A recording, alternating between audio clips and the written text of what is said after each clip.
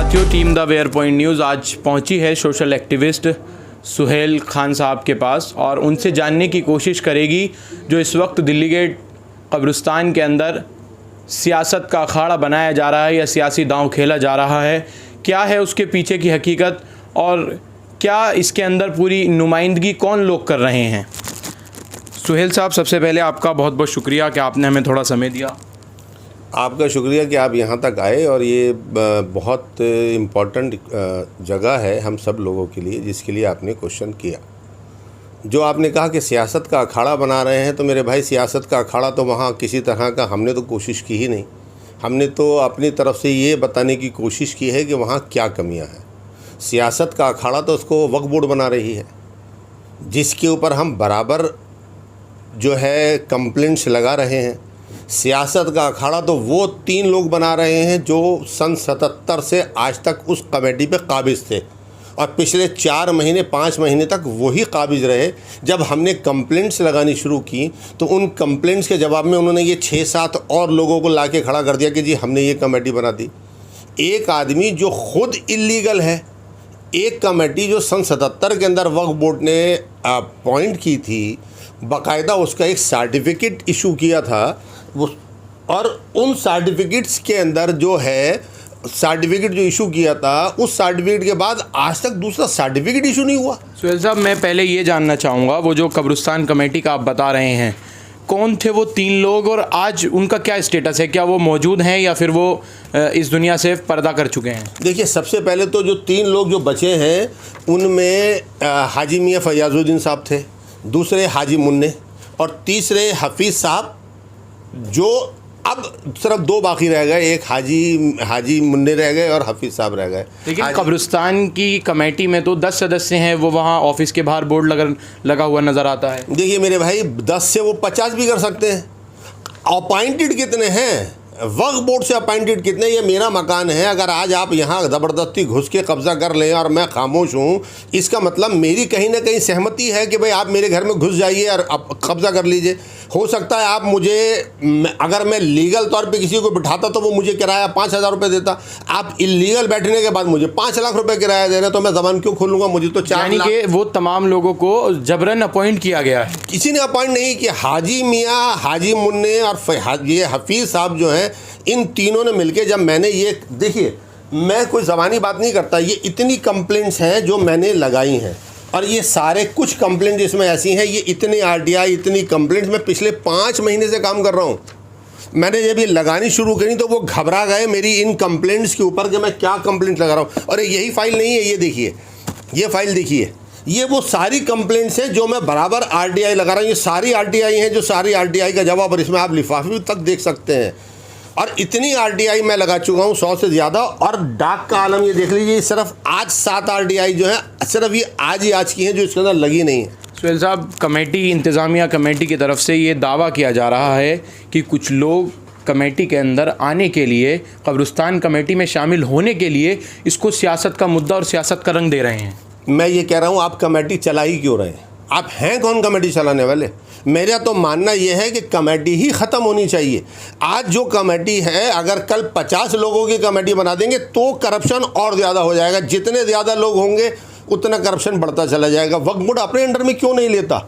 मैं बिल्कुल मुखालफत करता हूँ। कमेटी नाम की कोई चीज़ होनी नहीं चाहिए। और ये देखिए, जो मैं आपका सवाल था, ये मैं दिखा दूँ आपको, ये वो सर्टिफिकेट है जो 77 के अंदर दिल्ली वक्फ बोर्ड ने इशू किया था। आज के बाद ये उस वक्त से लेके आज तक ये सर्टिफिकेट बताइए किसके पास है?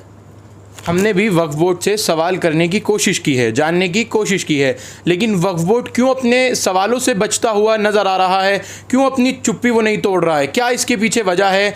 इस इंतज़ामिया कमेटी के पीछे असल किसके हाथ हैं? क्या ये जाकर सीधा वक्फ बोर्ड से कनेक्ट है या कौन ऐसे बड़े नुमाइंदे हैं जो कनेक्टेड हैं? क्यों ये लोग जवाब देने के लिए आगे नहीं आ रहे हैं? क्यों वक्फ बोर्ड का सासा है, वक्फ बोर्ड अपने टेक ओवर कर ले? क्या दिक्कत है वक्फ बोर्ड को? देखिए, मुझे ऐसा लगता है कि वक्फ बोर्ड उसमें मेरी अमानतुल्लाह साहब से एक बार बात हुई थी, तकरीबन मेरी उनसे 1 घंटे मीटिंग हुई और उन्होंने, जब मैंने उनको सारी बात बताई, तो ईमानदारी की बात यह है कि 90% बातें तो उनको पता, 90% बातें तो अमानतुल्लाह साहब को पता ही नहीं थी। उनको ये नहीं पता कि वक्फ बोर्ड की तरफ से 6 एम्प्लॉई वहाँ से अपॉइंट हैं और 6 एम्प्लॉई की तनख्वाह वक्फ बोर्ड दे रहा है। जबकि उनके सेक्रेटरी ने उनको बताया कि 36,000 हम दे रहे हैं। उनको ये नहीं पता था कि उनके अकाउंट के अंदर उस टाइम में लगभग 49 लाख रुपए हैं। इस बात पे भी चौंके कि उनके पास अकाउंट के अंदर 49 लाख रुपए, हमको तो 1 रुपया भी नहीं दे रहा है। ऑडिट उन्होंने कहा कि किस तरह होता है, तो उन्होंने कहा ऑडिट वो सिर्फ इस तरह करते हैं, हमें ख़र्चा नहीं बताते कि कितना ख़र्चा हुआ, इतने पैसे हमने यहाँ दिए, इतने पैसे यहाँ दिए, इतने पैसे हमारे पास बचे। वो कह रहे हैं सिर्फ इस तरह का ऑडिट होता है कि नो प्रॉफिट नो लॉस। अगर अमानतुल्लाह ने आपसे ये तमाम बातें की कि वहाँ से इनकम नहीं है, तो अमानतुल्लाह कब्रिस्तान के मसले पे क्यों चुप्पी तोड़े हुए हैं, क्यों वो कुछ बोलने के लिए राज़ी नहीं है?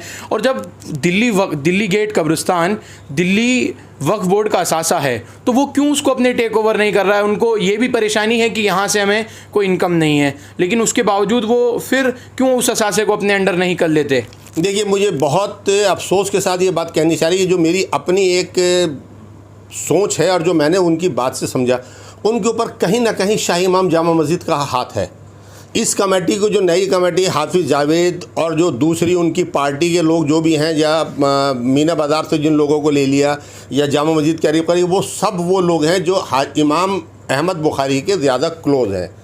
और मुझे ऐसा लगता है कि इमाम अहमद बुखारी ने पर्सनली या तो उनसे बात की है या उनको बुला के उनको समझाया कि ये कमेटी वहाँ काम करेगी और ये कमेटी बननी चाहिए। तो मैं तो कह रहा हूँ, चलिए मैं अब कमेटी और कब्रिस्तान दोनों से अलग हट जाता हूँ। अब मैं कमेटी और दिल्ली वक्फ बोर्ड दोनों से अलग आ जाता हूँ।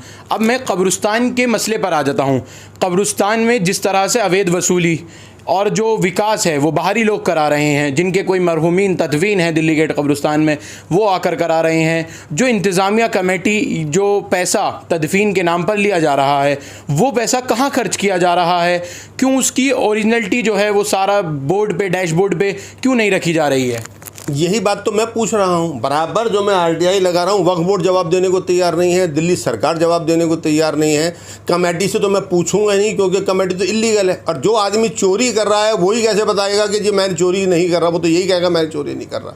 क्या ये कमेटी बाय इलेक्शन नहीं होनी चाहिए कि चुनी जानी चाहिए ना? नियुक्ति ऐसे डायरेक्ट नियुक्ति नहीं होनी चाहिए? देखिए, बिल्कुल होनी चाहिए। और मेरा तो मानना ये है, अगर मान लीजिए कि इसके अंदर आपने कब्रिस्तान कमेटी ही बनानी है, वक्फ बोर्ड कहता है कि जी मैं कब्रिस्तान कमेटी नहीं बना सकता, तो ऐरा गैरा नत्थू खैरा क्यों कब्रिस्तान कमेटी का मेंबर बने?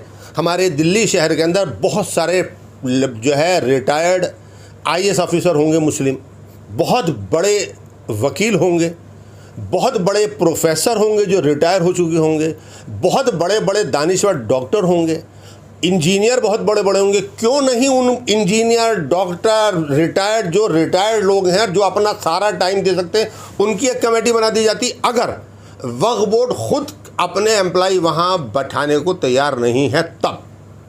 लेकिन अगर वो बैठाने को तैयार है तो मोस्ट वेलकम। हम तो चाहते हैं कि वो बैठे, कंप्यूटर लगे, बाकायदा ख़र्चा बताया जाए, हमें ना बताया जाए, लेकिन जो ख़र्चा ले रहे हैं, मान लीजिए मुझसे 4,000 रुपये ले रहे हैं, तो 4,000 रुपये की मुझे रसीद तो दें। मुझे ये तो तसल्ली हो कि मैंने 4,000 रुपये दिए हैं, तो 4,000 रुपये की रसीद मेरे पास आ गई।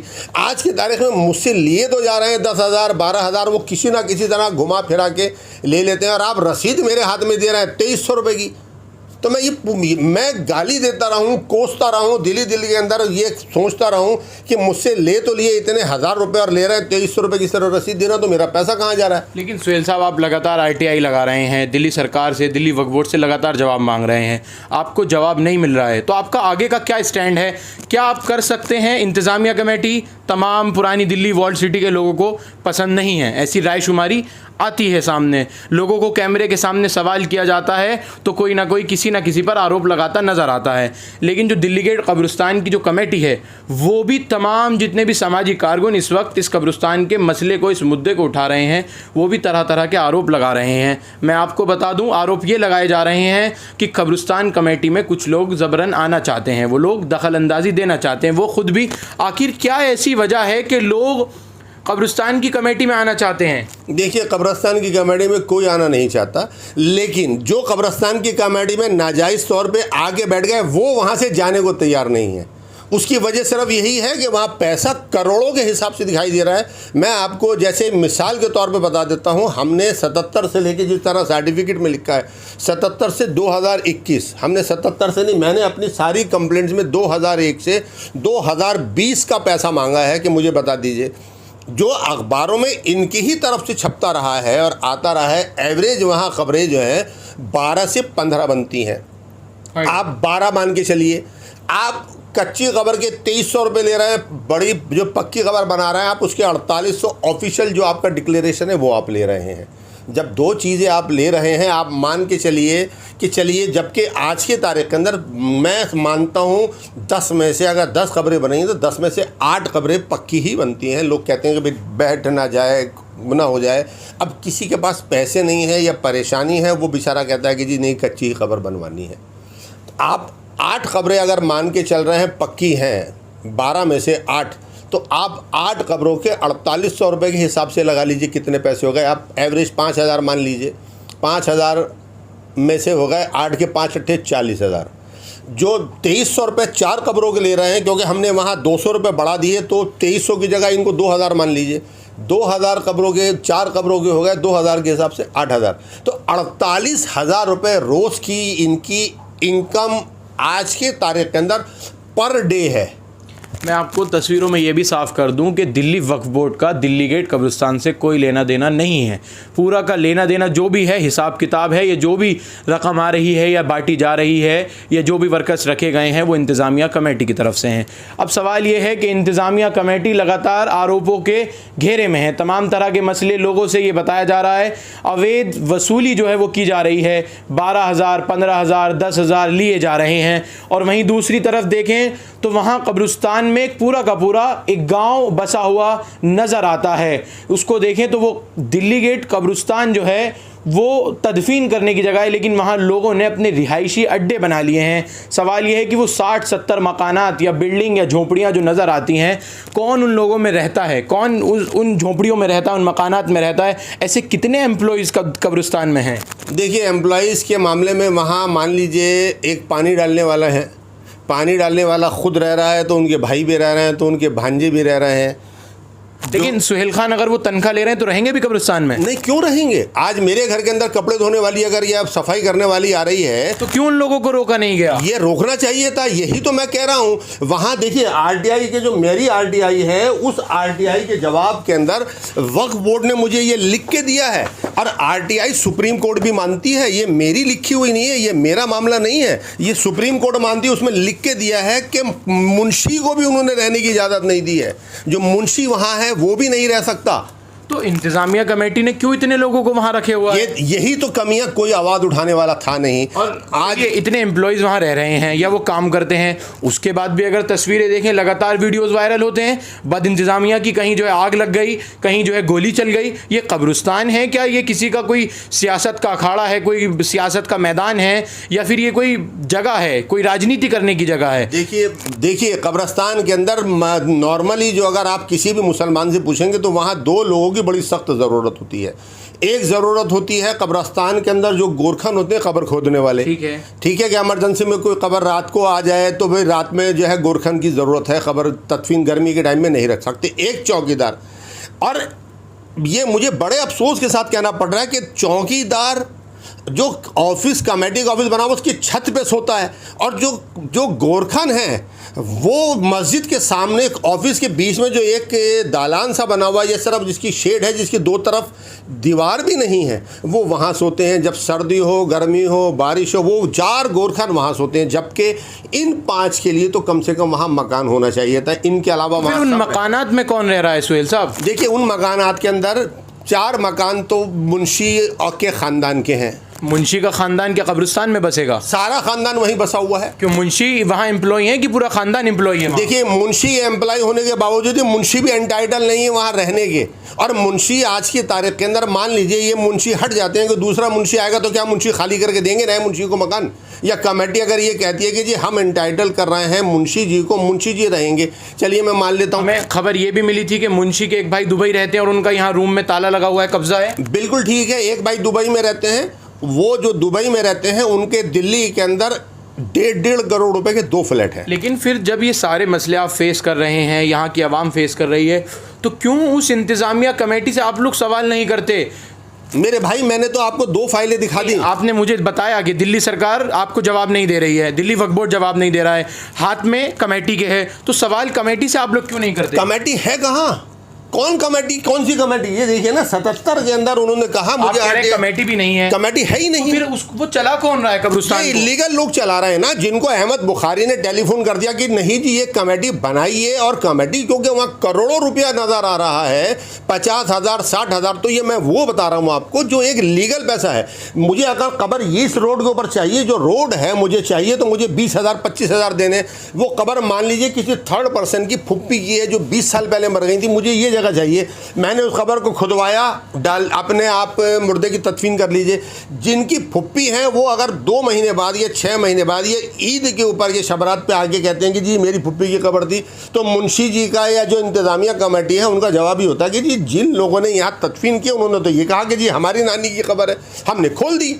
कौन सा तरीका, कौन सा क्राइटेरिया? मैं आज आगे जाके वहाँ ये कह दूँ कि जी जो वहाँ सबसे खूबसूरत जगह या सबसे बेहतरीन जगह है कि जी ये मेरे किसी लवाकिन का इंतकाल हो गया, ये तो मेरे दादा की कब्र है या मेरे चाचा की कब्र है, सबका नाम लिखा हुआ है, मरने वाले का, उनकी जिस डेट का हुआ था उनका क्या एड्रेस है, मैं वो डेट एड्रेस आज की तारीख के अंदर एक फ़ोटो ले लूँगी जी मेरे दादा की कब्र है, उसमें उनका ये नाम था, इस तारीख को उनकी डेथ हुई थी, इस खबर को खोल दीजिए। कैसे खोल सकते हैं आप सौदा कर रहे हैं, आप बेच रहे हैं, 25-25 हज़ार रुपये, 30-30 हज़ार रुपये के अंदर एक खबर बिक रही है। मैं आपकी बात पूरी तरह से मान लेता हूँ, सहमत हूँ, लेकिन सवाल दूसरा ये कि आप लोग ही सिर्फ इस मसले को क्यों उठा रहे हैं? यहाँ की जो आवाम है, क्या वो सोई हुई है? वो इस मसले को क्यों नहीं उठा रही है? क्या आवाम वो 12, 13, 15 हज़ार और वो कब्जे देखना पसंद कर रही है? देखिए मैं बाज़ार में निकलता हूँ, रोड पे जिस वक्त निकलता हूँ, मुझे शौक़ नहीं है कि लोग मुझसे रोक के बात करें, ना मैं चाहता कि कब्रस्तान के सिलसिले के अंदर मैं किसी से पब्लिकली बात करूं, क्योंकि जो मेरा काम है वो मैं कर रहा हूं बाकायदा 5 महीने से, जहां जहां मुझे कॉरेस्पॉन्डेंट करनी है मैं कर रहा हूं। मुझे जवाब दे ना दे ये सब कोर्ट का विषय, कोर्ट देखेगा कि भाई 5 महीने से आप जवाब क्यों नहीं दे रहे। मैंने हर उस एजेंसी को, CBI से लेके प्राइम मिनिस्टर, होम मिनिस्टर तक को, मैं चीफ सेक्रेटरी तक को टोटल लेटर पिछले 5 महीने से लिख रहा हूँ।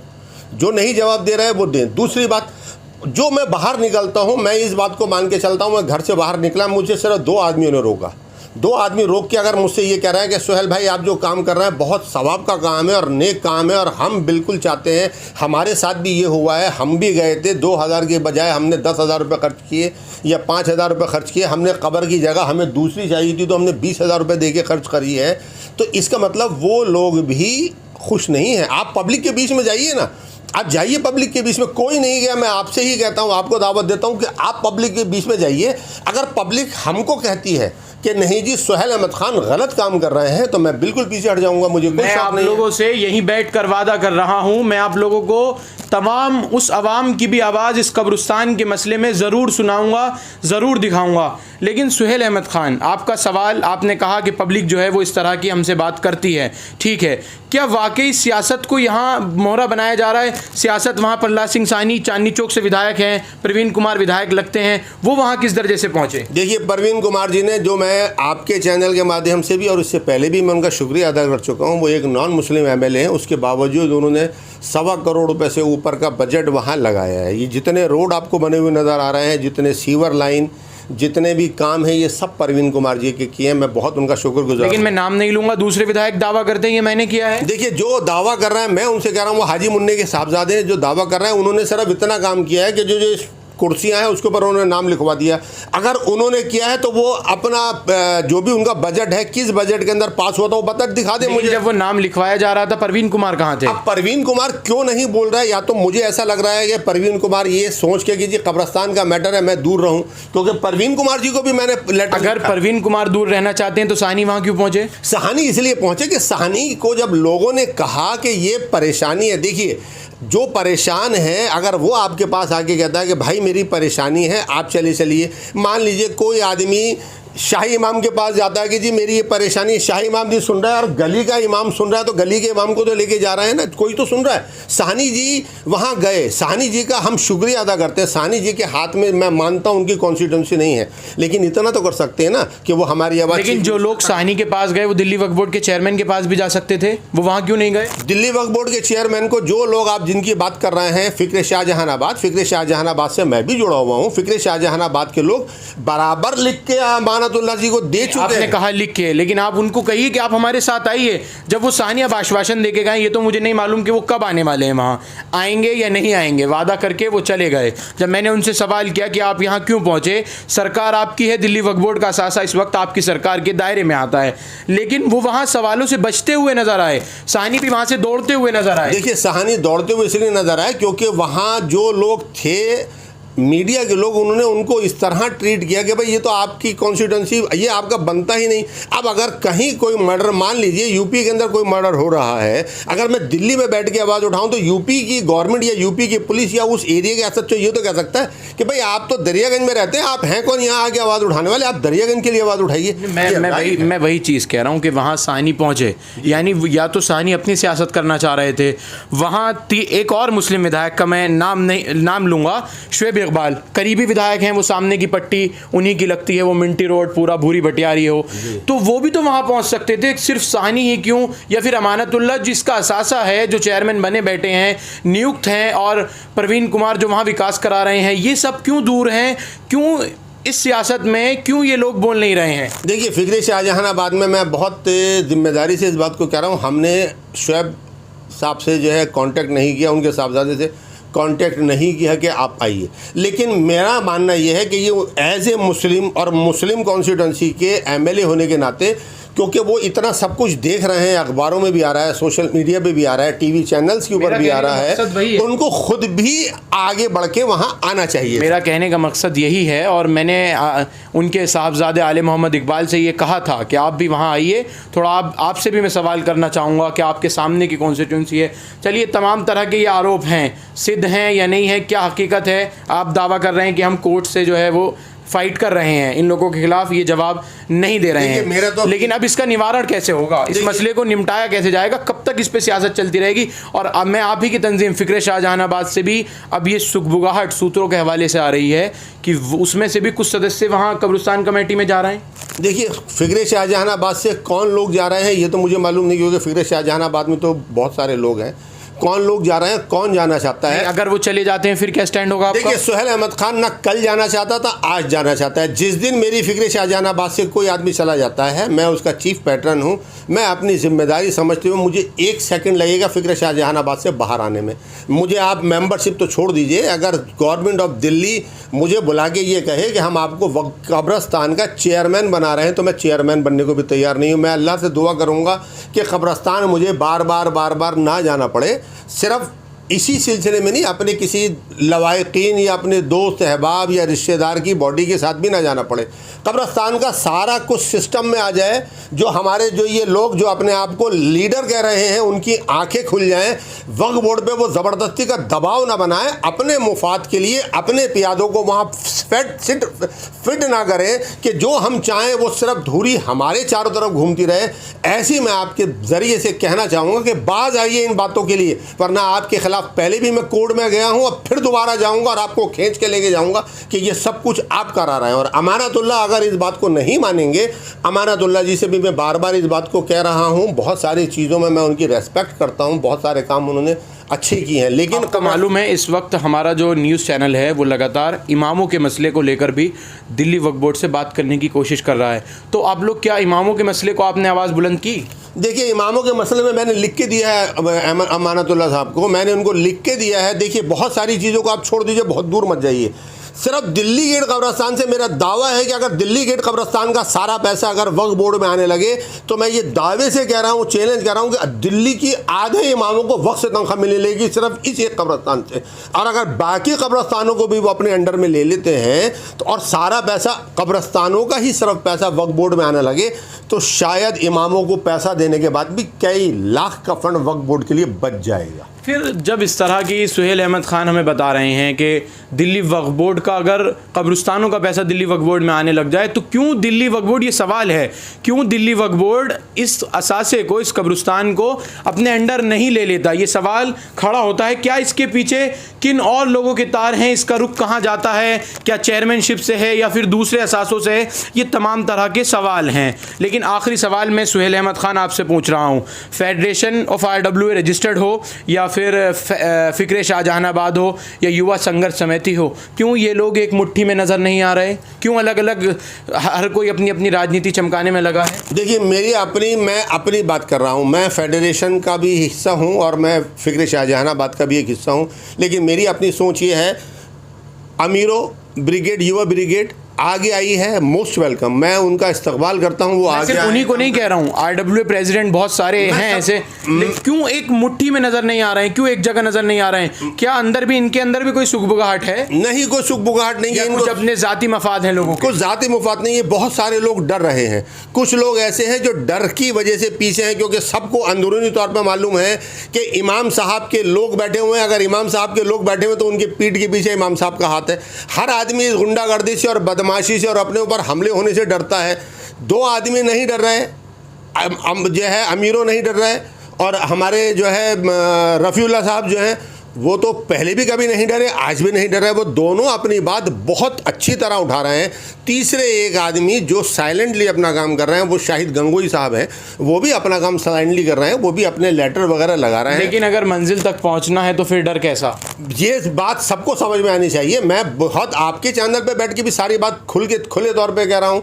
जिस वक्त मुझे सड़क पे उतर के कहनी पड़ेगी मैं सड़क पे उतर के भी कहूँगा। मुझे जहाँ जाना होगा, मैं किसी से नहीं डरता। और यही बात मैं सबसे कहना चाहूँगा, एक नहीं 20 तंजीमें खड़ी हों, मैं सबको जो है वेलकम कहता हूँ कि सारी तंजीमें आएँ। एक एक RW का जो है मेंबर, एक एक RWA की कमेटी कब्रिस्तान जाए, दौरा करे। जो उनको एक बात बुरी लगती है, ये एक बात, सिर्फ उस एक बात को उठाएं, ना 10 बातें उठाएं, एक बात को उठाएं, और एक बात उठाने के बाद जो है उसको आगे करें। फिर जिस वक्त मौका लगे सब लोग बैठें और एक एक बात सब अपनी आगे रखें, मिल के बैठें, काम करें। काम करने के बाद इसकी शुरुआत करें, वरना इसका मुझे अंदाज़ा है, क्योंकि हम अमानतुल्लाह चाहते हुए भी कुछ नहीं कर पा रहे हैं, ना वो कुछ करने की पोजीशन में है, ना वो कुछ करेंगे। इतना सब कुछ हमने लिख के दे दिया। अब एक वीडियो और वायरल हो रहा है स्कूल को लेकर, Delhi Waqf board public school, अब उसकी क्या हकीकत है? देखिए, वो भी हम बहुत पहले दे चुके हैं। हमने बहुत पहले जो है फ़िक्र शाहजहानाबाद, उसको भी बहुत पहले, लगभग मेरे ख्याल से 1.5 साल पहले उस पर आवाज़ उठाई थी। चाइना राम वाले मामले को जिस तरह दबा दिया गया, दुकान बेच भी दी गई। मेरे पास तो परसों एक साहब का टेलीफोन आया था, वो ये कह रहे थे कि सिर्फ चाइना राम की दुकान नहीं बेची गई, जितने कमरे उस दालान में बने हुए और जितनी दुकानें पीछे हैं, एक एक करके लगभग सारी ही दुकानें चाइना राम का तो बाहर निकल के आ गया। ऐसी खबरें लगातार हमें भी मिल रही हैं सूत्रों के हवाले से कि वहाँ दुकानों की लेवा बेची फ़रोख्त जो है वो की जा रही है फतेहपुरी मस्जिद के आसपास। वहाँ हमने शाही मुफ्ती मुकर्रम साहब से भी सवाल करने की कोशिश की, हम वहाँ पहुँचे थे, हमारी टीम वहाँ पहुँची थी, लेकिन उन्होंने भी हमें इनकार कर दिया कि मैं इस मसले में जो है मुलव्विस होना नहीं चाहता, मैं इस मसले में जवाब देना नहीं चाहता। तो मैं आप तमाम लोगों से यही सवाल, जो ये तमाम सवाल खड़े होते हैं, आखिर क्यों कब्रिस्तान पे इतना मामले को गरमाया जा रहा है, क्यों इतनी अवैध वसूली की जा रही है, क्यों इतने कब्ज़े किए जा रहे हैं, और क्यों, सबसे बड़ा सवाल, क्यों दिल्ली वक्फ बोर्ड इस असासे को, दिल्ली गेट कब्रिस्तान को जो बेहद बड़ा है, क्यों उसको अपने अंडर नहीं करना चाह रहा है, क्यों उसको टेक ओवर नहीं कर रहा है? अभी तो और भी ऐसी कितनी जगह पड़ी हैं। आप जो दूसरा कब्रिस्तान, जो आज शायद कब्रिस्तान की शक्ल में नहीं है, घूमने फिरने की जगह वो बन चुका है, जो हाईवे पर मौजूद है, वो भी अभी ऐसे ही पड़ा हुआ है। तो तमाम चीज़ें ये सवालों के घेरे में हैं, लेकिन सवाल यही है, क्यों दिल्ली वक्फ बोर्ड इन तमाम सवालों से, चाहे वो इमामों की सैलरी का मसला हो, या फतेहपुरी मस्जिद के दरबानों की सैलरी का मसला हो, या मौज़िनों की सैलरी का मसला हो, या फिर ये जो दिल्ली गेट कब्रिस्तान में जिस तरह की हरकतें आगे लग जाती हैं, वहाँ गोलियाँ चल जाती हैं, वहाँ लोगों के कब्ज़े बढ़ते जा रहे हैं और तमाम तरह की चीज़ें जो हैं वो सामने आ रही हैं, और दिल्ली वक्फ बोर्ड फिर भी चुप्पी तोड़े हुए, हमने लगातार सवाल किए हैं, लेकिन वह कोई भी किसी भी प्रकार का जवाब नहीं दे रहे हैं। मैं एक बार फिर कोशिश करूंगा कि दिल्ली वक्फ बोर्ड के आला अधिकारियों से, या फिर दिल्ली वक्फ बोर्ड के चेयरमैन अमानतुल्लाह खान से सवाल करूं, और उनसे कहूँगा कि अब आप आकर सवालों के सामने जो है वो जवाब दीजिए तमाम सवालों का। और मैं आपको एक वादा कर ही चुका हूँ कि अब मैं सियासत कर, लेकिन करा कौन रहा है? इमाम शाही इमाम करा रहे हैं, अमानतुल्लाह कर रहे हैं। उनका तो कोई ताल्लुक ही नहीं है दिल्ली गेट कब्रिस्तान से, मेरे भाई, दिल्ली वक्फ बोर्ड से। देखिए, इमाम साहब का तो मीना बाजार से भी कोई ताल्लुक नहीं था। मीना बाजार पे भी मुझे दुकानें हटवाने के लिए कोर्ट जाना पड़ा ना। जिस वक्त कॉर्पोरेशन वाले आए, यही इमाम साहब तो नीचे उतर कर आ गए थे। इन्होंने तो कहा था, जबकि वहाँ कोई कुरान शरीफ, नाउजुबिल्लाह, कोई मुसलमान आज की तारीख के अंदर गंदे से गंदा मुसलमान भी होगा तो कुरान शरीफ को नहीं उछालेगा। वहाँ इन्होंने उस टाइम में एक उधम ये मचा दी थी कि जो कुरान शरीफ उछल गए, कुरान शरीफ कहीं फेंक दिए, दुकानों के साथ ये कर दिया, सिर्फ उन दुकानों को रोकने का था। अवैध वसूली जहाँ जहाँ होगी वहाँ इमाम साहब और इमाम साहब के चमचे सबसे आगे होंगे। और कोई तीसरा आदमी करना चाहेगा, अमानतुल्लाह की सबसे बड़ी कमज़ोरी और सबसे बड़ी जो मजबूरी है वो ये है कि अहमद बुखारी का ऑर्डर है, अब इसके बाद साला प्राइम मिनिस्टर का ऑर्डर आ जाए। अहमद बुखारी का ऑर्डर बहुत मायने रखता है। इस कमेटी को मैं यहाँ से नहीं हटाऊंगा क्योंकि नाजायज़ कमेटी है।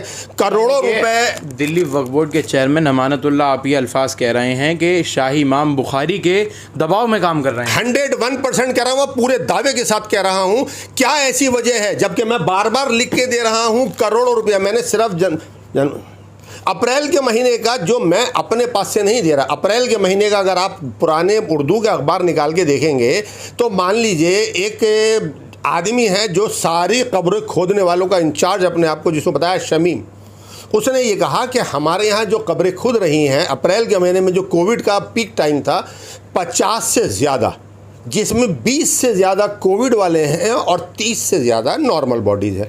आप टोटल राउंड अबाउट, मुझे 2 मिनट का टाइम सिर्फ दे दीजिए, राउंड अबाउट आपने मान के चलिए राउंड अबाउट 50 बॉडीज़ कोविड वालों से 7200 रुपये ले रहे हैं। नॉर्मल बॉडी, वहाँ कच्ची कब्र कोई नहीं बनी। मैं इसलिए आपको बता दूं क्योंकि जेसीबी से उन्होंने पूरा खोद के बॉक्स बना दिए गए थे, सबको बॉक्स वाली कब्र ही दी गई। 4800 रुपये लिए। हम 7200 और 4800 रुपये की कैलकुलेशन में नहीं जाते, हम मान के चलते हैं एक कब्र के ऊपर 5000 रुपये लिए। जब 5000 रुपये लिए तो 50 कब्रों के 5 पंजे 25, 2.5 लाख रुपये रोज़, 2.5 लाख रुपए रोज की वहां इनकम हुई है। तो अगर इसकी मल्टीप्लिकेशन करें 30 दिन के 75 लाख रुपए होते हैं, जबकि मैंने आपको राउंड अबाउट बताया है, मिनिमम से मिनिमम करके बताया। अगर आप इसको आगे ले जाएं, जिसमें कब्र की बिक्री भी है, कब्र की कंस्ट्रक्शन का पैसा भी है, कब्र को जो है पक्का कराने के पैसे भी हैं, तो ये 1.25 करोड़ रुपए से ऊपर जाता है। ये जो आज कमेटी बैठी हुई है, या जो उनके सर पे लोग जिनकी पीठ के पीछे उन्होंने हाथ लगा रखा और आंखें बंद कर रखी हैं, वो 1.25 करोड़ रुपए कहाँ हैं? कहाँ है? अभी 4 दिन पहले मुंशी जी की बेगम ने जो है वो इंटरव्यू दिया, उन्होंने कहा पैसा मेरे पास है, 2 महीने का पैसा, मतलब गवर्नमेंट ऑफ इंडिया का पैसा, वक्फ बोर्ड घूम फिर के मुसलमानों की है। मुंशी जी की बीवी ने ये जो कहा कि मेरे पास है, मुंशी जी की बीवी कब्रिस्तान में एम्प्लॉय हैं, ये बात तो उनको नहीं सुनाई दी। बताया तो ये जाता है कि मुंशी जी खुद एम्प्लॉय हैं, मुंशी जी की वाइफ का कोई ताल्लुक नहीं है। देखिए, मुंशी जी की वाइफ का इतना ताल्लुकात है कि मुंशी जी की वाइफ हर वक्त मुंशी जी के साथ है। मैं मानता हूँ मुंशी जी बहुत ज़्यादा ज़ईफ़ है। अगर वो ज़ईफ़ है तो उनको हटा क्यों नहीं दिया जाता? अब ये तो वो क्यों नहीं हटा रहा है, ये वो जाने ना कि वो क्यों नहीं हटा रहा है। कई लोग उसके लिए आवाज़ उठा रहे हैं, जैसे उस दिन हमारे रहीम भाई ने आवाज़ उठाई कि वो 72 साल के। मुझे तो ईमानदारी की बात है, उस वक्त तक ये भी नहीं पता था कि 72 साल की उम्र है। अगर 72 साल के हैं तो वाकई रिटायरमेंट की उम्र तो 12 साल पहले क्रॉस कर चुके। अगर और उसके बाद उनकी बेगम ने कहा बैंक मैं जाती हूँ, पैसा जमा कराती हूँ, बैंक से पैसे लेके मैं आती हूँ, बैंक से लाने के बाद तनख्वाहें मैं बांट रही हूँ। बहुत बड़ा एक बात जो उस वीडियो के अंदर आ गई खुल के, वो एक मैं आपको और पब्लिक को बताना चाहूँगा। उस दिन उन्होंने ये कहा, जो एक बहुत बड़ी सच्चाई उनके मुंह से निकल कर आई, कि 2 महीने के जो पत्थर के पैसे उन्होंने 2 लाख रुपए कैश दिए हैं। मतलब जो आज का पीक टाइम है, जो पीक टाइम है, उस पीक टाइम में अगर 2 महीने के 2 लाख रुपए के पत्थर आ रहे हैं, तो ये तो मुझे लग रहा है कि बहुत बड़ी, मेरी सोच से ज़्यादा बड़ा पैसा इनके पास जमा हो रहा है। 1.25 करोड़ रुपया ये सिर्फ 1 महीने का। वो मुंशी जी की बेगम कहती हैं कि सारा कैश मेरे पास है, क्योंकि मैंने। उनके पास क्यों है ये कैश? क्यों कब्रिस्तान कमेटी के या फिर दिल्ली वक्फ बोर्ड के अकाउंट्स में नहीं? वक्फ बोर्ड के अकाउंट में तो कभी भी नहीं दिया। मैंने जब पहले उनको लिख के दिया है, वक्फ बोर्ड को मैंने लिख के दिया कि हाजी मियाँ के मरते ही मैंने वक्फ बोर्ड को लिख के दिया है, जो है अपने चीफ मिनिस्टर को लिख के दिया है, लेफ्टिनेंट गवर्नर को लिख के दिया है कि ये पैसा कब्रिस्तान का जो है ये वक्फ का है, वक्फ प्रॉपर्टीज़ है, इस जो है बैंक अकाउंट को इमीडिएट सीज किया जाए, ये पैसा उठा के वापस कब जो है वक्फ बोर्ड को दिया जाए। वो 49 लाख रुपए जो मैंने उस वक्त बताए थे दिसंबर में, दिसंबर से लेके आज तक मेरे ख्याल से उस 49 लाख रुपए को अगर आप, जो मैं समझ रहा हूँ, तो सिर्फ 49 लाख ही क्यों? आप तो बता रहे हैं कि इतनी ज़्यादा वहाँ जो है वसूली की जाती है, इतनी ज़्यादा कब्रें वहाँ तदफीन की जाती हैं। पर डे एवरेज अगर हम देखें तो 20-22 हज़ार 25 हज़ार रुपये नॉर्मल डेज़ में, विदाउट कोविड डेज़, यहाँ जो है ये इनकम है कब्रिस्तान की। अब एम्प्लॉइज़ कितने हैं, वो सारी चीज़ें वो बहुत ऊपर की बात है, लेकिन फिर तो फंडिंग बहुत ज़्यादा होनी चाहिए ना। देखिए 49 लाख से क्या होगा? 20-22 हज़ार नहीं है, कब्रिस्तान की जो इनकम है, जो ओरिजिनल इनकम है सिर्फ कब्रों से, वो 50 से 60 हज़ार रुपये पर डे की है। 60 हज़ार नहीं, आप 5 हज़ार रसीद वाली इनकम है, रसीद वाली इनकम है, जिसमें भी रसीद में भी कम दी जा रही है, लेकिन जो पब्लिक से पैसा लिया जा रहा है इसमें कब्रों की ख़रीद फ़रोख्त शामिल नहीं है। 50 हज़ार भी अगर आप मान के चलें मिनिमम, तो महीने के 15 लाख रुपए होते हैं। 15 लाख के हिसाब से अगर आप 12 महीने के लेके चलें तो 15 और 15 दूनी 30, 3 18, 1 करोड़ 80 लाख रुपया सालाना, जिसके अंदर मैं सिर्फ 20 साल का हिसाब मांग रहा हूँ। मैं 77 से तो मांग ही नहीं रहा। और आज की तारीख के अंदर इन कमेटी वालों ने, जो पुराने 3 लोग थे, नई ने तो कुछ किया ही नहीं अभी तक, जो 4 महीने से आए उन्होंने तो कुछ किया ही नहीं। उनके टाइम में तो ये 1.25 करोड़ रुपया आया है जो मुंशी जी की बेगम के पास है। अच्छा, उनके हिसाब से ठीक है। मुंशी जी की बेगम ने एक बात और कही कि जब से हाजी मियाँ फैयाज़ुद्दीन का इंतकाल हुआ है जी, वो सारी देखरेख, सारा पैसा, सारी एम्प्लॉयज़ को इनकम वो अपने पास मौजूद कैश से दे रही हैं। तो अभी तक सवाल ये है, वो मुंशी जी की बेगम या मुंशी जी के पास वो पैसा क्यों जमा है? अगर मुंतज़िमा कमेटी उसको क्यों अकाउंट में जमा नहीं करा रही है? मैं ये उन्हीं से सवाल ये आपसे पूछ रहा हूँ। देखिए, यही सवाल मैंने वक्फ बोर्ड से पूछा है, और मैंने तो यहाँ तक लिख के दिया है कि आप एक काम कीजिए, मुंशी जी की बेगम को चेयरमैन बना दीजिए, क्योंकि वही तो सब कुछ देखती हैं। कमेटी को वो चला रही हैं, कब्रिस्तान में तनख्वाहें वो दे रही हैं, किराया वो दे रही हैं, सारी चीज़ें, पत्थर के पैसे वो दे रही हैं। मुंशी जी बेचारे बीमार रहते हैं, वो ज़्यादा कुछ कर नहीं सकते, तो उनकी वो मदद करती हैं, मदद करने के लिए वो आके बैठी हुई हैं, तो उन्हीं को चेयरमैन बना दीजिए, सारी कमेटी उनके अंडर में कर दीजिए। दूसरी बात, कोई सुनने को तैयार नहीं है। कल मान लीजिए, अब वो जिस तरह उन्होंने कहा कि सारा पैसा कैश मेरे पास है, अब आपके चैनल के माध्यम से और लोगों के माध्यम से पता लगा, आज के तारीख के अंदर तो 400 रुपये के ऊपर, जैसे सुई वालान में उस दिन 400 रुपये लूटने के लिए सिर्फ चाकू मार दिया गया, एक 500 रुपये के मोबाइल के लिए। क्या लोगों को समझ में नहीं आ रहा कि 1 करोड़ 1.5 करोड़ रुपये कब्रिस्तान में रख के बैठी हुई हैं, और कब्रिस्तान में रख के जो बैठी हुई हैं, 4 आदमी कब्रिस्तान में घुस जाएँ, और घुसने के बाद वो खुद किस उम्र की हैं? मुंशी जी का उस दिन मुझे पता लगा 72 साल के। अगर मुंशी जी 72 साल के, तो 65-66 साल की वो खुद भी होंगी। एक बेटी है, एक बेटा है। अगर वो कहते हैं मेरे पास 4 आदमी है, तो 4 आदमियों के लिए तो उन 2 तो बिल्कुल एक बहुत ज़्यादा जो है ओवर एज हो चुके हैं, उनके लिए तो एक बच्चा ही 15 साल का बच्चा काफ़ी है। 2 आदमी एक रिवॉल्वर लेके या चाकू लेके आए तो सारा पैसा लूट के नहीं ले जा सकते। कब्रिस्तान के कई दरवाजे ऐसे हैं जिसमें गेट ही नहीं है। कौन उनकी आवाज़, कौन उनकी चीख वहाँ सुनने वाला? कोई भी आएगा मार के सारा पैसा ले जाए। चलिए, आपने गेट की बात की, तो एक इनसाइड से एक वीडियो वायरल हो रहा था कब्ज़े का, कि जो कब्रिस्तान की जो इनसाइड की जो जगह है वहाँ जो है कब्ज़ा किया जा रहा है। वहाँ एक छोटा सा गेट भी है कब्रिस्तान का, उसके पीछे क्या वजह है? और ये जो कब्ज़े हैं तमाम, जो लोग रह रहे हैं, जो एम्प्लॉय हैं भी या नहीं भी हैं, दावा यह है कि ये एम्प्लॉय हैं लेकिन वो एम्प्लॉय नहीं हैं, कुछ तय बाज़ारी की जगह में रह रहे हैं, तो उसके पीछे का क्या सच है? देखिए, एम्प्लॉय के नाम पे मैंने भी आपको इससे पहले भी कहा था, और आज फिर दोबारा बहुत सफाई से कह दूं, मेरे हिसाब से वहाँ एक भी मकान नहीं होना चाहिए। अगर कोई ये कहे कि जी 2 मकान हटा दो, नहीं, ये तो आप साफ कर चुके हैं कि जो मेन एम्प्लॉय गोरखन है बस, और गार्ड है, बस। गार्ड छत पे सोता है, और जो एम्प्लॉय गोरखन है वो मस्जिद के बाहरी हिस्से में सोते हैं। तो फिर वो जो रह रहे हैं 60-70 झुग्गी झोपड़ियाँ या मकान है या फ्लैट हैं, उसमें कौन लोग रह रहे हैं और क्यों उनको वहाँ से नहीं हटाया जा रहा है? यही तो बहुत बड़ी कमी है। यही तो मैं पूछ रहा हूँ कि इनको क्यों नहीं हटाया जाता। अगर वो ये कहते हैं कि पानी डालने वाला जो है वो कहता है कि जी मैं यहाँ रहूँगा तो पानी डालूंगा, तो बाहर कीजिए, दूसरा आदमी बुला लीजिए जो अपने घर से चल कर आए, पानी डाले और वापस चला जाए। जो कब्र की मरम्मत का काम करने वाला है, अगर वो कहता है कि जी मैं कब्र की मरम्मत का काम करता हूँ, मैं यहीं रहूँगा, तो बाहर कीजिए उसको। जो कब्र की मरम्मत के लिए ऐसा आदमी रखिए जो आए, कब्र की मरम्मत करे, जाए। मुंशी अगर ये कहते हैं कि मैं मुंशी हूँ और मुंशी होने की हैसियत से मैं यहाँ रहूँगा, तो मुंशी जी को भी बाहर कीजिए। तो मुंशी जी की वाइफ ने कहा कि हम तो कहते हैं हमें हटा दो, यहाँ दूसरा एम्प्लॉय ले आइए, कोई करके तो दिखाए हमारी तरह यहाँ काम। देखिए, मुंशी जी की एम्प्लॉय वीडियो देखा था ना, उसमें कहा था, बिल्कुल मैंने देखा है। वो मौका तो दे करने के लिए, वक्फ बोर्ड अपना आदमी बिठाए ना, क्यों नहीं आएगा? कैसे नहीं बैठेगा? 1-2 मुंशी रखे वहाँ पे, सुबह 8 से लेके 3 बजे तक एक मुंशी हो, 3 से लेके रात तक एक मुंशी, 10 बजे तक करे, 10 बजे कब्रिस्तान को बंद कर दीजिए।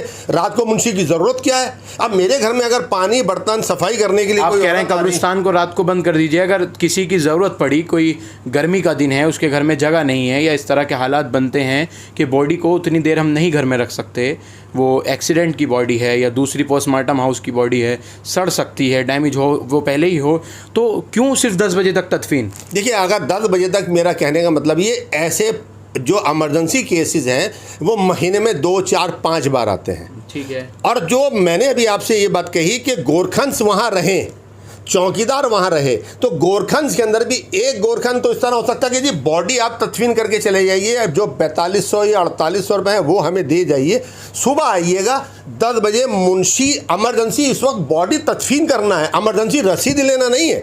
सुबह मुंशी जी सुबह 10 बजे आ जाते हैं, मुंशी जी आएंगे, आपको रसीद बना के दे देंगे, आप रसीद लीजिएगा, चले जाइएगा, पैसे दे जाइए जो कमेटी के बनते हैं। डेथ सर्टिफिकेट जो बनता है वो भी आप सुबह लीजिएगा, तो कोई भी इसमें कोई बुरी बात नहीं है। मैं मना करने के लिए नहीं कह रहा कि तदफीन ना हो, तदफीन ज़रूर हो, जो इमरजेंसी केसेस है उसमें हो, लेकिन वो काम गोरखन का, मुंशी जी तो खड़े होकर तदफीन करा नहीं रहे। लेकिन मैं एक सवाल और जो मेरे जहन में अब आ रहा है, फ़िक्र शाहजहानाबाद और फेडरेशन ऑफ RWA, उन्होंने पक्की कब्रों के ऊपर काफ़ी ज़्यादा आवाज़ को बुलंद किया। शहाबुद्दीन की कब्र पर, मरहूम शहाबुद्दीन जो एक्स MP हैं, उनकी खबर पर भी काफ़ी बवाल मचा। उनकी वीडियो जो वायरल हुई, उसके बाद कमेटी ने अपना पक्ष किसी दूसरे चैनल के माध्यम से रखा और ये बताया कि हमारे पास भी कोई ऐसी इत्तला नहीं थी। हालांकि फिर वो बन कैसे रही थी कब्र? और अगर सिर्फ शहाबुद्दीन की कब्र को रोका गया तो जो अन्य पूरे कब्रिस्तान के अंदर और कब्रें हैं उनको क्यों नहीं रोका गया? उन पर क्यों बवाल नहीं खड़ा हुआ? देखिए, मैं बताता हूँ, जब कहाँ था फ़िक्र शाहजहानाबाद? देखिए, मैं एक बात बता दूं आपको, फ़िक्र शाहजहानाबाद तो पहले दिन से इस बात को उठा रहा है और आज भी मैं आपसे कह रहा हूं, सारी कब्रें, पक्की कब्रें तोड़ दीजिए। इवन मेरे अगर वालिद की कब्र पक्की है उसको भी तोड़ दीजिए। मैं सबके लिए कह रहा हूं, बिल्कुल कब्रस्तान पलटा जाना चाहिए, जो सबके साथ हो मेरे साथ। मैं ये भी नहीं कहूँगा कि नहीं जी ये कब्र ना तोड़िए, सबकी तोड़िए, सबको बराबर कर दीजिए। लेकिन जहाँ जो है उनका नाम आता है अपने शहाबुद्दीन साहब का, शहाबुद्दीन साहब के लिए आवाज़ उठी, क्योंकि वो बाकायदा एक गुंबद की सूरत के अंदर मकबरे की तरह बनाया जा रहा था, उसके लिए आवाज़ उठी। कब्र छोटी थी, उसके बावजूद बड़ी जगह को कवर किया गया, इसके लिए आवाज़ उठी। दूसरी और भी कब्रें हैं, स्टील के फ्रेम बने हुए हैं, पूरी जगह को 6-6 फुट तक घेरा गया है एक एक कब्र के लिए। मेरे भाई, मैं तो खुद इस बात को कह रहा हूँ, मैं खुद सुदर्शन चैनल पे उस दिन 1 घंटे डिबेट में बैठा हूँ इसी सिलसिले के अंदर, और ये बात मैंने वहाँ भी कही है और यहाँ आपसे भी कह रहा हूँ, अगर पक्की कब्रें तोड़ने का, मेरे वालिद की पक्की कब्र नहीं है, उनके सिर्फ चौका लगा हुआ है, बिल्कुल कच्ची कब्र है, कहीं कोई मरम्मत नहीं है, कहीं कोई भराव नहीं है, उसको भी अगर आप पक्की कब्र मानते हो, तोड़ना चाहते हैं, उसको भी तोड़ दीजिए, सारी खबरें टूटनी चाहिए। दूसरी बात जो बहुत एक इंपॉर्टेंट आपने अभी उठाई है, मैं आपके चैनल के माध्यम से इस बात को साफ कर देना चाहता हूं, मैं कमेटी जो भी नाजायज़ कमेटी है उसकी हिमायत नहीं ले रहा, लेकिन ये मैं दावे से कह रहा हूं, इस कब्र को बनाने के अंदर कमेटी को मालूम ही नहीं था ये कब्र बन रही है। ये कब्र का ऑर्डर अमानतुल्लाह ने दिया था। कब्र के ऑर्डर के बाद फ़िक्र शाहजहां के बाद के लोगों ने, मैंने तो खैर टेलीफोन नहीं किया, मैं तो जिसको कमेटी मानता नहीं उसको टेलीफोन करता नहीं, आबिद बकाई ने फ़िक्र शाहजहानाबाद से एक टेलीफोन एक मेंबर को किया, वो मेंबर वहाँ पहुँचा, और ये मैं बिल्कुल दावे के साथ ये साबित कर सकता हूँ, क्योंकि जिस आदमी ने मुझे बताया उसकी रिकॉर्डिंग मेरे पास मौजूद है मेरे मोबाइल के अंदर। उसने कहा कि वो मेंबर आया और उसको भी बड़ी हैरत थी कि ये किसने बनाने के लिए कहा, तो वहाँ के लोगों ने कहा कि ये ऊपर से चेयरमैन साहब का ऑर्डर आया है। तो उन्होंने कहा चेयरमैन साहब से, उसने उसी वक्त उस आदमी ने चेयरमैन से बात की और चेयरमैन ने कहा कि आप 15 मिनट रुकिए, मैं 15 मिनट बाद आपको बताता हूँ। वो आदमी, सुनिए 15 मिनट वो आदमी वहाँ रहा। 15 मिनट बाद अमानतुल्लाह का टेलीफोन आया, पलट गया, उन्होंने कहा रोक दीजिए काम रोक दिया गया, वो आदमी वापस चला गया। लेकिन रात को 2 बजे से लेके फजर के बीच में जो इनकम्प्लीट एक फ़ोटो था, जो अखबारों में भी छप गया था और जो सोशल मीडिया पे आ गया था, जब वो कब्र दोबारा बनी, जब हमने हंगामा, ख़ास तौर पे मैंने हंगामा किया, मैं सबकी बात नहीं कर रहा, मैंने हंगामा किया, तो उस कब्र का नक्शा ही दूसरा था। मतलब 4 दिन पहले जो कब्र रोक दी गई और जो आबिद बकाई को ये कहा गया कि कब्र रोक दी और हमने रुकवा दी, वो कब्र क्योंकि अमानतुल्लाह के ऑर्डर से बन रही थी, तो किसके बाप की मजाले जो रोक देगा। उन्होंने डंके की चोट पे उस कब्र को बनाया, बाकायदा उसके पिलर खड़े हो गए। पहले जब फ़ोटो आया था तो पिलर नहीं थे, दीवारें अधूरी थी, पक्की नहीं थी, बीच में जो बेस था वो अधूरा था, सब कुछ पक्का कर दिया गया। और मैं आज आपको एक और भविष्यवाणी जिसे कहते हैं ना, वो कर देता हूँ। आने वाले वक्त में, आज नहीं 4 महीने बाद, 6 महीने बाद, सीमेंट का तो नहीं, मैं कहूँगा स्टील का, या जो आजकल जो दूसरे मटेरियल PVC टाइप आते हैं, उसका एक बड़ा आलीशान गुंबद बना के रात को इन पिलर्स के ऊपर ला के रख दिया जाएगा, नट बोल्ट से टाइट कर दिया जाएगा, तो फिक्रे शाहजहानाबाद घर सोएगा? हम तो आज भी आवाज़ उठा रहे हैं। नहीं, क्या करेंगे आप? भविष्यवाणी कर रहे हैं, उसको रोकने का पहले से प्रयास क्यों नहीं कर रहे हैं? मैं कोर्ट जा रहा हूँ। आप कोर्ट जा रहे हैं? बिल्कुल कोर्ट जा रहा हूँ, और मैं कोर्ट सिर्फ शहाबुद्दीन की कब्र के लिए नहीं जा रहा। मैं कह रहा हूँ जितनी मैं शहाबुद्दीन साहब की कब्र को छोड़ देता हूँ, पूरे कब्रिस्तान में बनी तमाम कब्रों को मैं छोड़ देता हूँ जो पक्की बन गई जैसे बननी थी, जिस तरह से बननी थी, पैसे ले दे के, वसूली से, कैसे करके बन गई। शहाबुद्दीन मरहूम MP हैं, दूसरे और भी MP वहाँ तदवीन हैं, उनके लिए रफ़ीउल्लाह साहब ने कहा कि उनकी कब्रों को क्यों पक्का नहीं किया गया, उनके मकबरे क्यों नहीं बनाए गए। लेकिन जो मस्जिद है दिल्ली गेट कब्रिस्तान के अंदर, उसके पीछे जो पूरा एरिया है गेट से लेके बाहर तक, वहाँ एक भी कब्र मेरी नज़र में मैंने तो नहीं देखी, सिर्फ एक कब्र मुझे नज़र आती है, वो शायद हाजी शमीम अहमद मुन्ने जो वहाँ कमेटी के मेंबर हैं उनकी अहलिया की है। वो कब्र पे, उस कब्र पे क्यों सवाल नहीं उठे? क्यों एक सिर्फ कमेटी के सदस्य होने के नाते उनकी अहलिया को अलग जगह दी गई? क्या वो इंसानियत से कुछ और बढ़कर थीं, या शमीम अहमद ख़ान कमेटी से कुछ और बढ़कर थे? अमानत, क्या शहाबुद्दीन साहब को वहाँ जगह नहीं दी जा सकती थी? उनको इतनी अंदर कब्र क्यों दी गई? और मरहूम गवर्नर हैं या MP हैं, उनको वहाँ क्यों कब्र नहीं दी गई? उनको खबर इसलिए नहीं दी गई कि उनमें से उनका कोई लवाकिन जो है वहाँ कमेटी का मेंबर नहीं था। हाजी मुन्ने साहब जो हैं वो कमेटी के मेंबर ही नहीं थे। मैं आज आपको दावे से इस बात को कह रहा हूँ कि सिर्फ़ और सिर्फ कब्रिस्तान से सबसे मोटा पैसा अगर किसी ने लिया है तो वो हाजी शमीम मुन्ने ने लिया है। एक कब्र बनाने के 5,000 रुपये, जो बराबर ये लोग भी कहते रहे हैं पक्की कब्र बनाने की हम इजाज़त देते हैं। आज के तारीख़ के अंदर 13,000 से ज़्यादा कब्रें वहाँ पक्की हैं। आप मान के चलिए, मैं अपना जैसे कहता हूँ, मैं झूठ नहीं बोलूँगा, मैंने जब अपने वालिद की कब्र के चारों तरफ पत्थर लगवाए थे, मैंने एक सिंगल रुपया नहीं दिया था कमेटी को। और उस वक्त में हाजी मियाँ ने या हाजी मुन्ने से जिस वक्त बात हुई थी, उन्होंने कहा कोई बात नहीं सुहेल मियाँ, आपके वालिद की आप पत्थर, मैंने कहा मैं पक्का नहीं कर रहा, सिर्फ चौके लगवा के जो क्लैम्प से बंद रखवा देता हूँ सिर्फ वो कराऊंगा। उन्होंने कहा बिल्कुल करा लीजिए। मेरे जैसे मैं मान लेता हूँ 3,000 आदमी थे जिन्होंने उनसे पैसा नहीं लिया, लेकिन 10,000 से तो लिया ना। 10,000 से 5,000 रुपये के हिसाब से अगर आप लेंगे तो सीधा 50 करोड़ रुपया होता है। वो 50 करोड़ रुपया कहाँ है? वो हाजी मुन्ने के पास है। अब बताइए, शहाबुद्दीन साहब के जो उनके लवाकिन हैं, उन्होंने तो बेचारों ने 50 करोड़ रुपया कमाया नहीं कब्रिस्तान से। जो पुराना गवर्नर बेचारे वहाँ तदफीन है छोटी सी जगह के अंदर, उन्होंने तो 50 करोड़ कमाया नहीं। जो और मेंबर पार्लियामेंट वहाँ तदफीन है, उन्होंने तो 50 करोड़ रुपये कमाया नहीं। अब हाजी मुन्ने ने 50 करोड़ कमाया है, तो 50 करोड़ रुपये जिस आदमी ने कब्रिस्तान से कमाए हों तो उसकी बीवी को तो हक है ना कि वो सबसे बड़ी जगह, सबसे आलीशान, चारों तरफ उसके शालीमार गार्डन जैसा एक गार्डन बना दिया जाए। तो भाई देखिए, जो आदमी वहाँ से 50 करोड़ कमाएगा वो ये सब कुछ तो करेगा। यानी कि मुझे अगर अपने लवाहिकीन की कब्रिस्तान के करीबी हिस्से में या गेट के करीबी हिस्से में, ताकि मुझे आसानी रहे या कब्र अच्छी दिखे या मेरे लवाहिकीन को मैं अच्छे से देख सकूं, उसके लिए अगर मुझे करीब कब्र चाहिए तो पहले मुझे काफ़ी बरस जो है वो 20 बरस से ज़्यादा मुझे उस कमेटी में रहना होगा, वहाँ से पैसा कमाना होगा। इस तरह की तमाम बातें वो सुहेल अहमद ख़ान ने बताई। तमाम बातों पर, तमाम चीज़ों पर रोशनी डालने की कोशिश की। तमाम तरह के वहाँ जो भ्रष्टाचार, लोगों ने कब्रिस्तान को भी नहीं छोड़ा। ना जाने ये ज़मीन खा गई नौजवान कैसे कैसे, और ना जाने ये लोग खा गए कब्रिस्तान का पैसा कैसे कैसे। ये तमाम तरह के सवाल हैं। लेकिन मुझे अफसोस इस बात पर होता है कि बाहर 2 गज़ ज़मीन के लिए या 100 गज़ ज़मीन के टुकड़ों के लिए हम कोर्ट कचहरी और तमाम मोहल्ले पड़ोसियों से लड़ते रहे, लड़ते हुए ज़िंदगी को गुजार दिया। और 2 गज़ ज़मीन के लिए वहाँ उस जगह को, जिस जगह में हम अपने लवाहिकीन को तदफीन करते हैं, अपने मरहूमीन को तदफीन करते हैं, आखिरी उनको सुपुर्द खाक करते हैं, उस जगह को भी हमने भ्रष्टाचार से ना छोड़ा। तो कल, मैं ये बात मुझे कहने लायक नहीं, लेकिन मैं कह रहा हूँ, कल किस उम्मीद